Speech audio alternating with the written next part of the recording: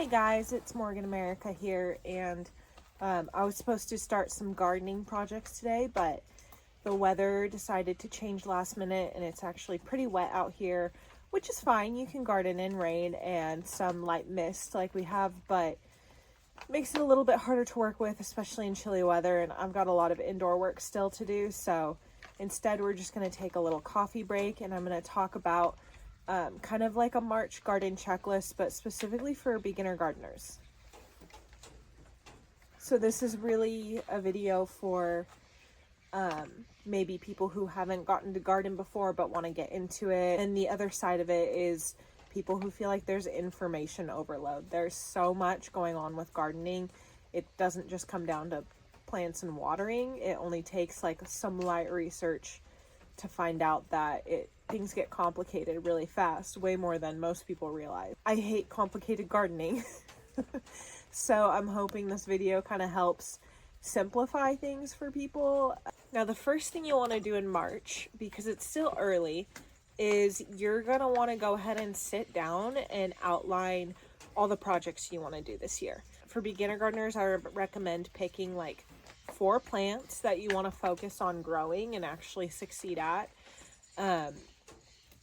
And I would say add some variety to it. Maybe do like 2 vegetables and then like 2 flowers or something. And so pick a few plants that you want to focus on and get good at. If you realize one of them is really complicated or you want to get really good at something, then just pick one. For example, you can pick like dahlias. If you want to just get really good at growing, get dahlias. They take a lot of work. But if you're like me, I like trying a lot of things, so I usually pick a couple and then go from there. But you definitely do want to pick some plants to focus on and get good at. It's going to make things a lot less stressful for you. That doesn't mean only do those plants. My advice for beginners is to just literally plant what you want and see how it goes and see what works and what doesn't. You're going to have a lot of fails, and that is okay. Every year I kill stuff in my garden. Last year my strawberries thrived, but something was eating them. So by the time they were ripe, I never got to try one, which is a bummer because they were beautiful. So you're gonna run into hurdles like weekly. So go ahead and just grow everything, but pick like a handful of things that you really want to get good at and research and understand. The other thing you're going to want to start thinking about right now is your garden projects. What projects do you want to try? Do you have garden beds, or do you want to go ahead and build garden beds? Do you want to order some products for your garden? Maybe you want to create one of those arches that you can grow peas or pumpkins on. Want to build a trellis this year that you can grow peas or flowers on or something. Maybe you just want to start, maybe you've got like a bare patch of land that's kind of boring and you want to start a garden or a flower section over there.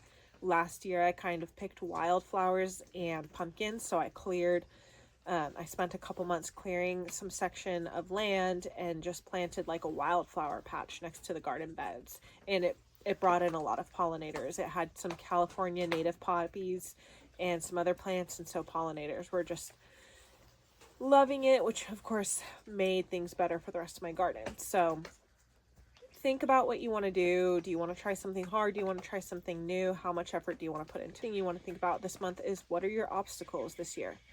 When are you going to be traveling? How busy are you? What's going to get in the way of gardening? That can be a lot to think about, especially if you're a last minute traveler. Last summer I knew I was going to be gone a lot, so to mitigate the consequences on my garden of not being there, my husband put in like a watering system for me so that everything could get watered while I was gone. Another example is this year we know we're moving. We know that honestly we're going to be moving somewhere in the peak garden season.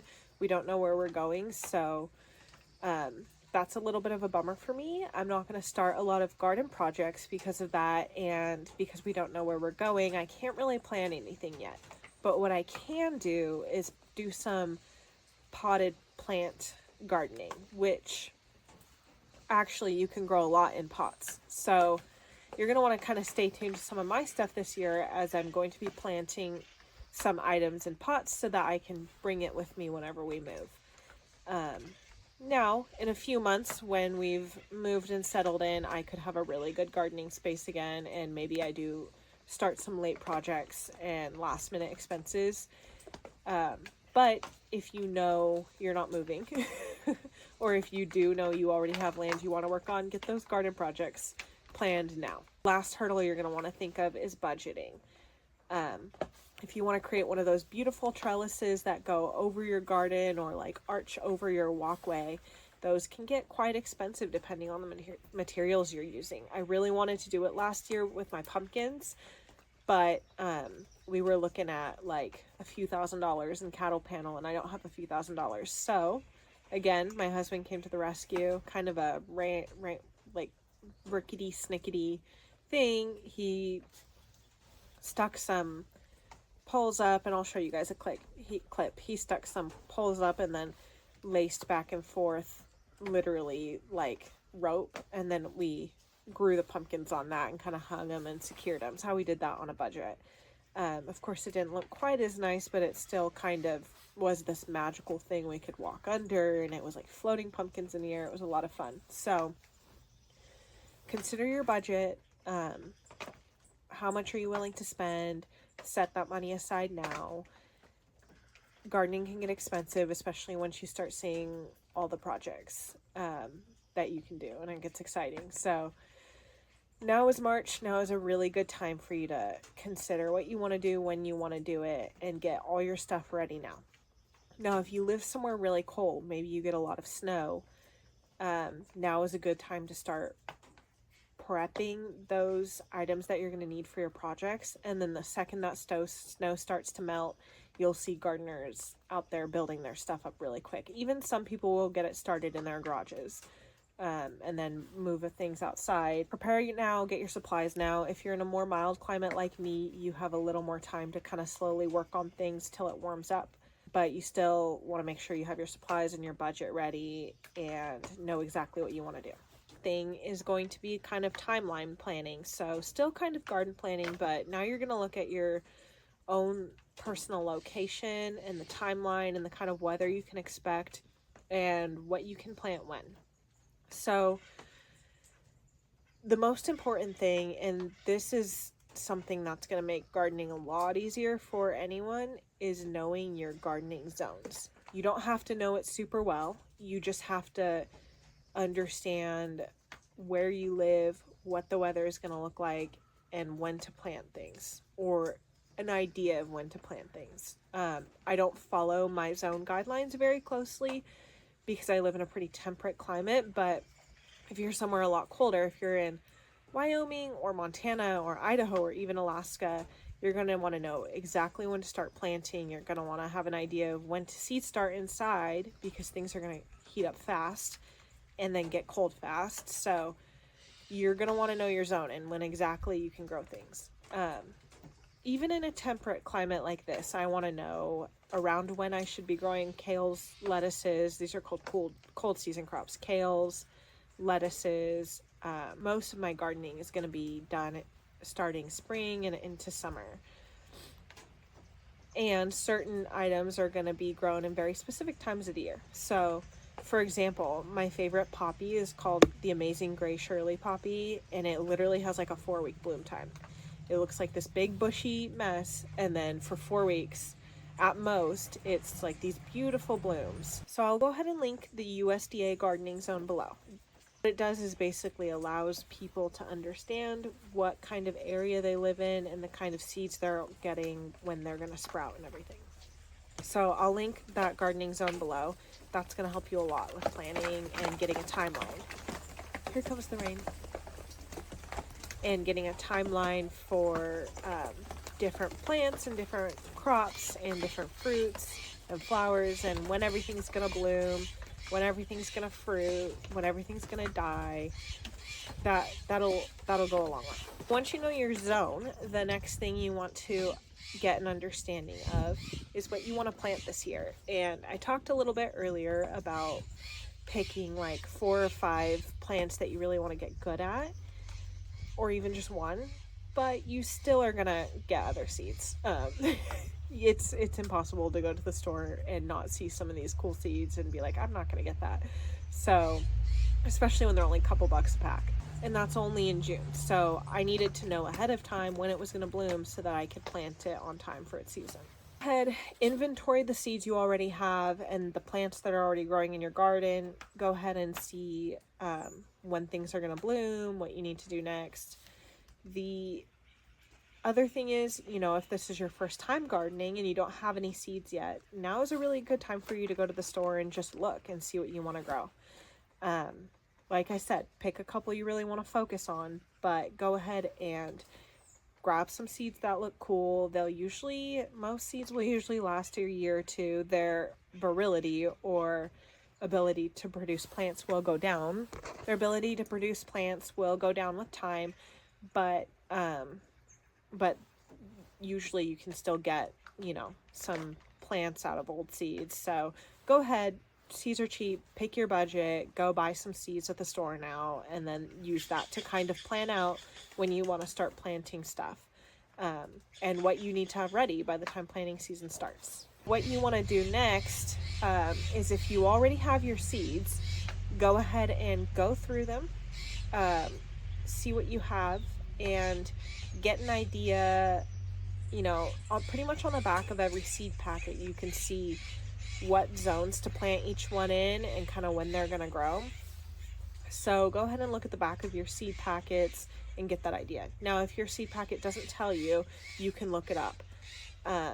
The other cool thing, and you can literally just Google it. The other cool thing is a company I used to work for has like pre-listed out. It's a worksheet with each zone pre-listed out different plants and what times of the month they grow in and when to plant them, when to harvest. It's all mapped out for you. They have got like some fruits, some vegetables, some flowers. It's really cool. I actually helped make it. So this isn't a plug. The company doesn't even remember me. Put the link to those zone sheets in the bio and they're free. So you guys just go in and pick your zone once you know it, and then go see if the plants that you have are in there, or use it to plan which plants you're going to go get at the store right now. Check your gardening tools. You don't need a lot of gardening tools. You're probably going to get upsold on stuff, but what I do think you need is a good handheld pair of clippers. I'll link the ones I have. You're going to need a good handheld shovel. Again, I'll link the one I have. And then some good gloves, because I always raw dog it and go without gloves and it usually ends up hurting. So get a good pair of gloves. Again, I'll link the ones I have.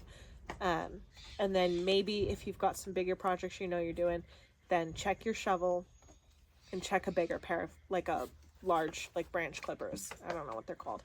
So clippers, shovels, gloves. Those are like the bare minimum basics you're going to need, especially if you're a beginner. You don't need anything crazy. Don't get upsold on stuff yet because you're probably not going to use it a lot.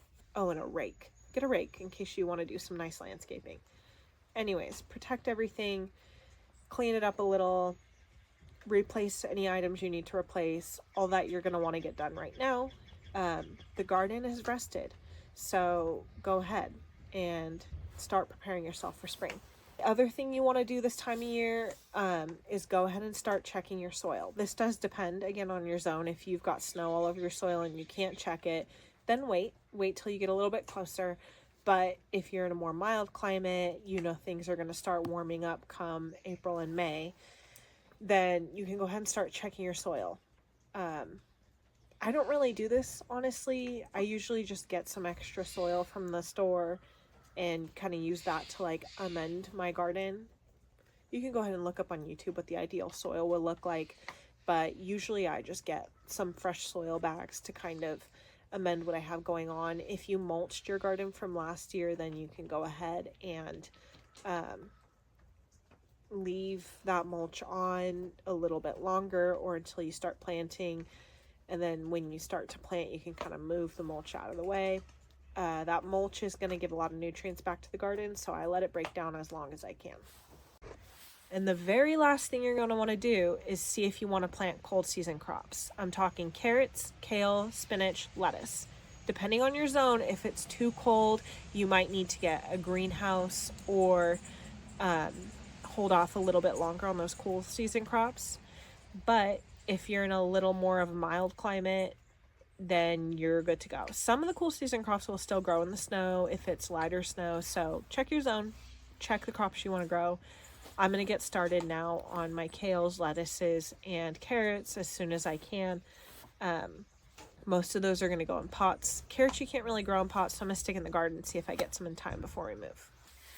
I hope this checklist kind of helped you guys. I'll kind of like show some videos and clips and link some things in so it's not just me talking at you guys. So hopefully I added some good visuals and you guys weren't bored out of your mind.